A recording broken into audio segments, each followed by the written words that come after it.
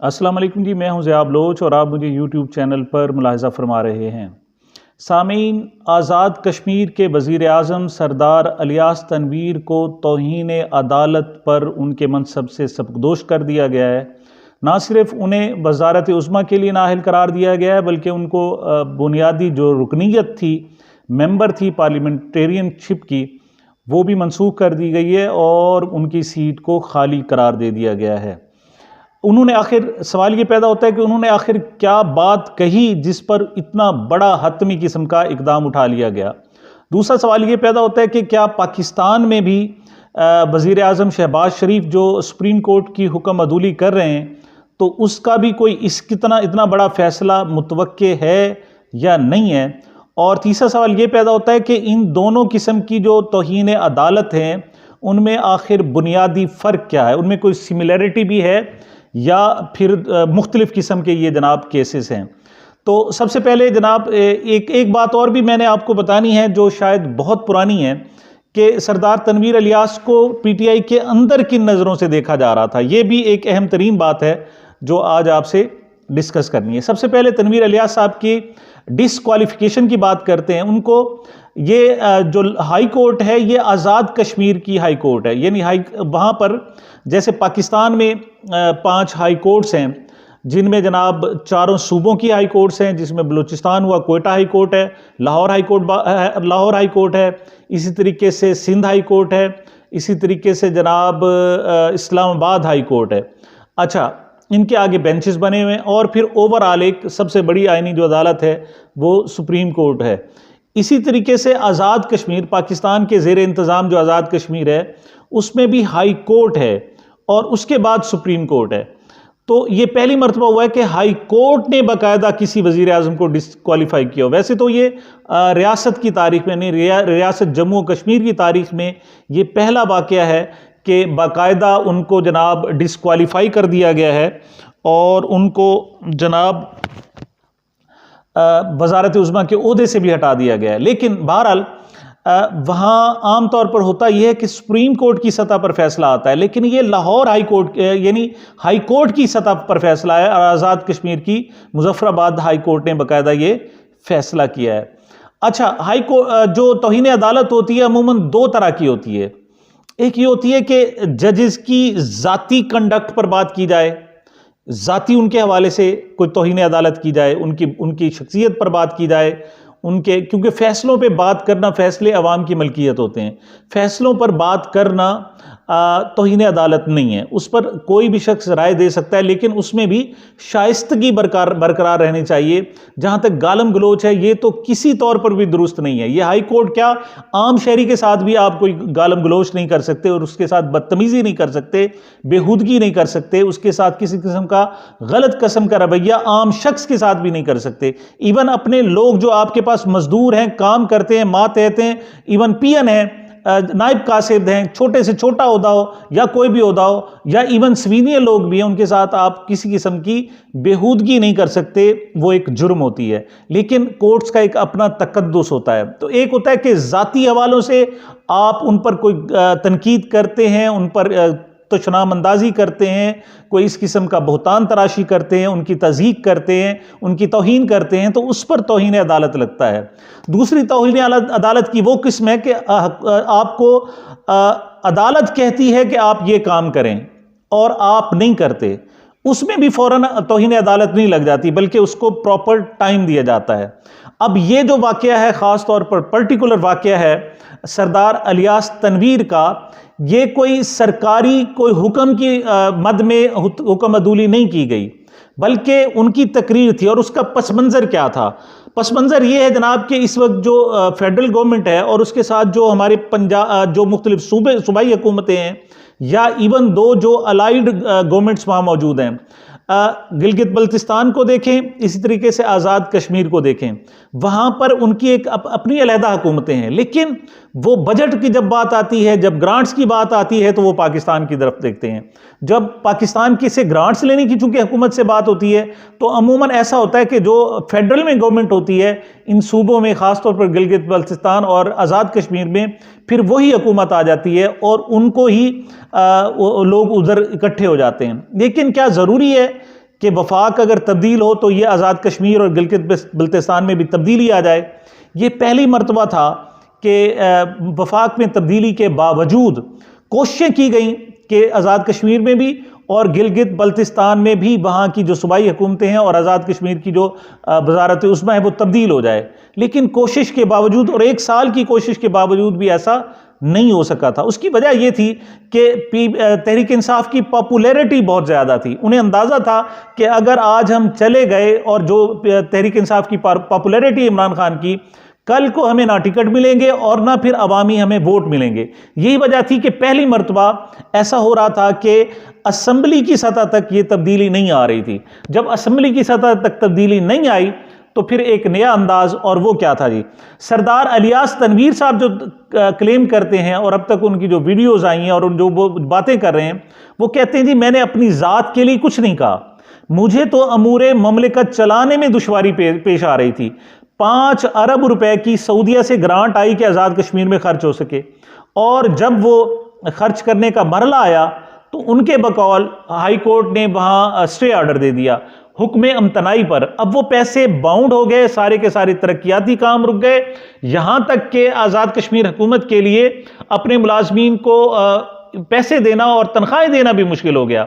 और यही सूरत हाल इस मरतबा खैबर पख्तूनख्वा में है। जैसे आज ही खबर चल रही थी कि इस ईद की अगर तनख्वाह वो लोग दे देते हैं जो सबके ईद से पहले दी जानी चाहिए, तो वो सूबा दिवालिया हो जाएगा, उनके पास कुछ नहीं बचेगा कि वो एक आगे कुछ खर्च कर सकें। तो इस वक्त वफाक ने चूंकि इनके फंड्स रोक रखे हैं, इनके ग्रांट्स रोक रखी हैं, एक तो वो मसला था, और दूसरा अगर सऊदीया से 5 अरब आए तो वो अदालत की तरफ से स्टे ऑर्डर लंबा हो जाने की वजह से रुक जाने पड़े। तो उन्होंने तनकीद की कि मैं जहां पांव रखता हूं वहां धुआं। अल्फाज क्या थे, कोई गालम गलोच नहीं की।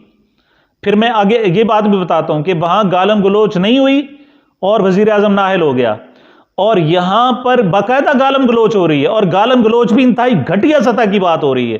यहां तक कि सुप्रीम कोर्ट ऑफ पाकिस्तान के जो चीफ जस्टिस है उसको मां बहन की गालियां दी जाती हैं और रिकॉर्डेड मौजूद हैं, और मां बहन की गालियां देने वाले कोई आम शख्स नहीं है, पार्लियामेंटेरियन है, और उन्हीं पार्लियामेंटेरियन की लाइन में जाकर जस्टिस काजी फायजी साहब कौमी असम्बली में बैठते हैं। खैर ये दूसरा कंपैरिजन बाद में करते हैं। तो इलियास साहब कहते हैं, सरदार तनवीर इलियास साहब कहते हैं, जो उन्होंने उनकी वीडियोस भी मौजूद हैं, उन्होंने कहा जी मैं क्या करूं, मैं अपनी इलाके को कैसे चलाऊं, मैं अपनी रियासत को कैसे चलाऊं, क्योंकि हमारे पास तनख्वाह देने के लिए पैसे नहीं है, हमारे पास तरक्याती मंसूबे हमारे रुक गए हैं। तो अदालतों को ये स्टे ऑर्डर्स जल्दी फैसला इनके कर देने चाहिए, किसी भी साइड पर लगाना है तो उन्हें लगा देना चाहिए, उस पर डिले नहीं करना चाहिए। तो उनकी तरफ जो सख्त अल्फाज था कि मैं जहां पांव रखता हूं वहां से धुआं उठता है, ये मुझे मौलाना फजल रहमान साहब के अल्फाज याद आ गए कि हम ज़मीन को इतनी गर्म कर देंगे कि ये जो तुम्हारी तितलियां हैं और तुम्हारे नाजुक नाजुक पाँव हैं, वो याद है आपको, उनकी आवाज़ भी तब्दील हो गई जब वो नाजुक नाजुक पाँव और तितलियों की बात करने लगे। तो उन्होंने कहा था कि इधर पाँव ज़मीन पर जब पाँव लगेंगे तो पाँव जल जाएंगे, तुम ज़मीन पर कदम रखने के काबिल नहीं होगे।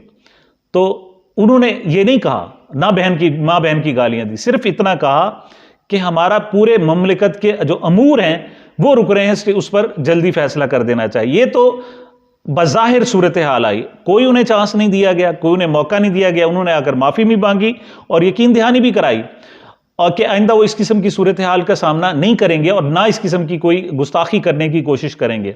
लेकिन बहरहाल उनको सज़ा दे दी गई, और चूंकि हाई कोर्ट ने सज़ा दी है तो हम उसके कहते हैं बिल्कुल दुरुस्त दी होगी। और जहाँ तक उनका जनाब इरादा है कि वो जाकर इसको चैलेंज करेंगे तो वो चैलेंज भी करेंगे। लेकिन जो ताज़ा तरीन पेशरफ्त है वो ये है कि जनाब जो वफाकी वज़ीर बराए अमूर कश्मीर हैं ख्वाजा फारूक साहब, उनको इस वक्त कायम मकाम वजारत उज़्मा बाकायदा नोटिफिकेशन भी जारी कर दिया गया है। और ये जो साहब हैं ये दर हकीकत पाकिस्तान पीपल्स पार्टी के वफादार हैं। आपको याद होगा कि यहाँ पर इलेक्शन लड़ा था आज़ाद कश्मीर में, जब इलेक्शन हुए थे तो बिलावल साहब भी इलेक्शन लड़ने के लिए आए थे और इधर से मरियम बीबी भी इलेक्शन लड़ने के लिए आई थी। तो मरियम बीबी को तो बहुत बुरी शिकस्त हुई, अलबत्ता बिलावल को कुछ सीटें मिली थीं। तो लेकिन हुकूमत जो बनी थी तहरीक इंसाफ की बनी थी, तो उस वक्त से उन्हें ग्रज था कि ऐसा नहीं होना चाहिए, वहाँ हुकूमत जो बननी चाहिए वो पीपल्स पार्टी की बननी चाहिए। जब लोटे वहाँ नहीं बन सके, वहाँ सिंध हाउस जैसी मंडी नहीं लगाई जा सकी, जब लोगों के ज़मीरों को नहीं ख़रीदा जा सका, तो फिर एक और नया रास्ता निकल आया और वो खुलेआम कहा जा रहा है कि इस सारी सूरत हाल के पीछे पिंडी बॉयज़ के जनाब कुछ ख्वाहिशात हैं और उनका कुछ किरदार है जिसकी वजह से उनको फारिग किया गया है। अब सवाल पैदा ये होता है कि अब क्या होगा। अब ख़रीदारी का बहुत अच्छा मौका मिल गया कि अब जनाब जरदारी साहब के पास टाइम होगा। अगर सुप्रीम कोर्ट आज़ाद कश्मीर से सरदार तनवीर इलियास को फौरी तौर पर रिलीफ नहीं मिलता और ये कंडक्ट अनडू नहीं होता, ये फैसला अनडू नहीं होता, तो साहब ज़रा बहुत सारा टाइम होगा और ख़रीदार भी उनको मिल जाएंगे। दूसरी तरफ जो पाकिस्तान का मामला है, पाकिस्तान में सुप्रीम कोर्ट, वो वहाँ जजों की कोई सूरत हाल नहीं। अच्छा, एक बात और मैं यहाँ जो ऐड करना चाहता वो ये था कि जजों को ज़ाती सूरत हाल पर इख्तियार है जजों को कि अगर कोई उनके सामने कोई बदतमीज़ी करता है तो उनको सज़ा दे सकते हैं, जैसे कि उन्होंने वज़ीर आज़म आज़ाद कश्मीर को दी कि स्टिल उस वक्त तक जब तक कि वो कोर्ट बरकरार है, यानी ता दमे वो बर्खास्त होने तक वो जो समात थी उसके वो चंद सेकंड पर मुश्तमिल थी, लेकिन सज़ा चंद सेकंड की हो या सदियों की हो सज़ा होती है। तो आम तौर पर जो कानूनी एतबार से, आइन की रूह के हवाले से, कि किसी शख्स के जज के ज़ात पर कोई बात करता है तो उस पर सज़ा देना मुनासिब नहीं, बल्कि तंबीह और अगर कोई माफ़ी मांग ले तो माफ़ कर देना बेहतर होता है। लेकिन दूसरी तरफ है पाकिस्तान के अमूर ममलिकत के आइन कहता है 90 रोज़ में इलेक्शन करवाएं, सुप्रीम कोर्ट आर्डर दिए बैठी है, लेकिन वज़ीर आज़म कहते हैं जी मैं इलेक्शन नहीं करवाता, वज़ीर ख़जाना कहते हैं मैं पैसे नहीं देता, वज़ीर दिफा कहते हैं जनाब यहाँ पर हो ही नहीं सकता, वज़ीर दाखिला कहते हैं मैं सिक्योरिटी नहीं देता। तो ये होती है तौहीन, ये आइन की तौहीन है, ये जजों की ज़ात की तौहीन नहीं है, ये मुल्क की तौहीन है, ये वतन की तौहीन है, ये पाकिस्तान की तौहीन है, ये बड़ी तौहीन होती है। यहाँ तक कि देखें जस्टिस उमर अता बंदियाल साहब बहुत ही आला ज़रफ़ी का मुज़ाहरा कर रहे हैं क्योंकि उनकी ज़ात पर कीचड़ उछाले जा रहे हैं। लेकिन जब पाकिस्तान का वक्त है और आने वाला है, जब पाकिस्तान के आइन की बात है और जो कि सामने आने वाली है, तो इस पर आइन इंशाअल्लाह दोबारा रास्ता निकालेगा और ज़रूर निकालेगा। अच्छा, दूसरी तरफ उम्मीद है कि सुप्रीम कोर्ट से रिलीफ मिल जाएगा क्योंकि ये जो सारी बातें हैं ये ना आइन, ना मुल्क, ना किसी और के हवाले से हैं, बल्कि ये सिर्फ चंद जजेस की ज़ात के हवाले से बात की गई थी और उम्मीद है कि इसको माफ़ भी शायद कर दिया जाए। दूसरी बात मैं कहूँ कि सरदार तनवीर इलियास साहब कोई तहरीक इंसाफ में भी कोई आइडियल शख्सियत नहीं रखते। इन्होंने नियाज़ी साहब जो इससे पहले वज़ीर आज़म इमरान खान साहब ने उनको सेलेक्ट किया था, नॉमिनेट किया था, उनके ख़िलाफ़ महाज बनाने वाले यही सरदार तनवीर इलियास थे। यानी वहाँ पर आज़ाद कश्मीर के हालात ही कुछ और हैं, वहाँ जो ही इशारे मिलते हैं तो वहाँ की जो असम्बलियों में चीज़ें मामलात चलना शुरू हो जाते हैं। ये पहली मरतबा है कि 1 साल बाद भी वहाँ पर जो है इनसाइड विद इन दी जनाब पार्लियामेंट वहाँ तब्दीली नहीं लाई जा सकी और अदलिया के ज़रिए अब तब्दीली लाई जा रही है।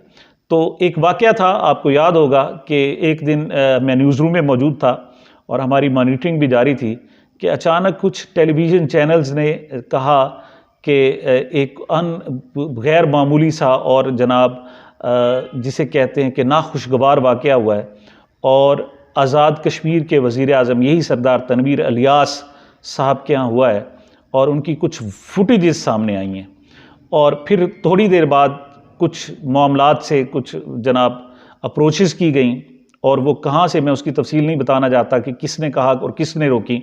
बहरहाल वो ख़बर तमाम अखबारात से और इलेक्ट्रॉनिक मीडिया से ख़त्म हो गई। लेकिन मेरे कुछ सोर्सेज थे और मैंने जनाब कहा कि इसको थोड़ा सा इंक्वायर तो करें, पता तो चले मामलात क्या हैं।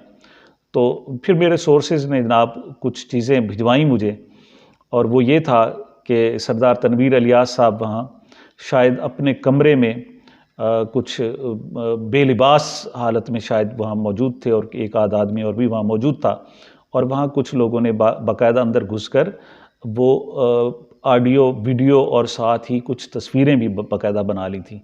लेकिन सरदार तनवीर इलियास साहब चूँकि बड़ी एक्टिव आदमी हैं और माशाल्लाह उनका एक अलहदा एक मिजाज है और मशरूब भी पीते हैं जनाब, फ़रत बख्श मशरूब भी पीते रहते हैं, तो वो देने दिलाने का फ़न भी जानते हैं। तो बहरहाल फिर वो मामला सारा का सारा अचानक दबा दिया गया और वो वीडियोज़ और जो तस्वीरें बनी थी वो भी तकरीबन ख़त्म कर दी गई। तो इमरान खान साहब का अब भी दावा है कि इस वज़ीर आज़म को हटाए जाने के बावजूद उनके पास इतनी अक्सरियत है कि वह अपना एक और वज़ीर आज़म लाएंगे। लेकिन दूसरी तरफ जरदारी साहब, बिलावल साहब को चूँकि वादे कर दिए गए हैं कि आप बेफिक्र रहें, अब आज़ाद कश्मीर में जो रजीम होगी वो चेंज हो जाएगी और वहाँ पर चूँकि पाकिस्तान में शहबाज शरीफ की हुकूमत है, तो आज़ाद कश्मीर की जो हुकूमत है वो बाकायदा तौर पर जरदारी साहब के हवाले करने का फ़ैसला किया जा चुका है। देखते हैं आगे क्या सूरत हाल होती है और मामला किस साइड पे जाता है। मुझे मेरे इस चैनल को अपनी मोहब्बतों और दुआओं में याद रखिएगा। मिलते हैं एक वक्फे के बाद।